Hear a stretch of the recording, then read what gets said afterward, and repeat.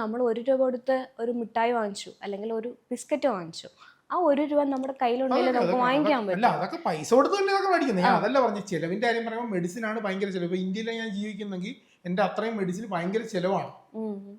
ഒരു മാസം 10,000 കണക്കിന് രൂപ വേണ്ടി വരും മെഡിസിന് വേണ്ടി മാത്രം. അപ്പൊ അത്രയും ഇല്ലെന്നാ പറഞ്ഞത്.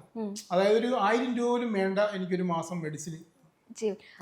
മെഡിസിന് പൈസ വേണ്ട, പക്ഷെ എന്നാലും 1000 രൂപയിൽ താഴെ.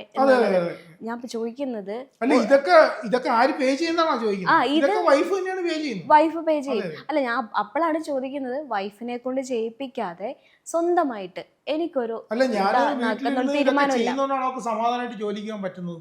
അല്ലെങ്കിൽ അവൾ അങ്ങനെ ജോലിക്ക് പോകും.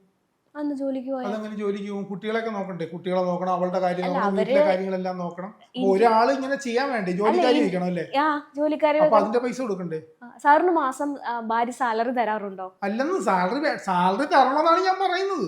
ചോദിച്ചിട്ടുണ്ടോ? ഞാൻ ഈ വീട്ടിൽ ഇത്ര കാര്യങ്ങൾ ചെയ്യാറുണ്ട്. സാലറിക്ക് പകരമാണ് എനിക്ക് ഫുഡും മെഡിസിനും ഒക്കെ തരുന്നത്, ഡ്രസ്സും വസ്ത്രവും ഫോണും എല്ലാം തരുന്നത്.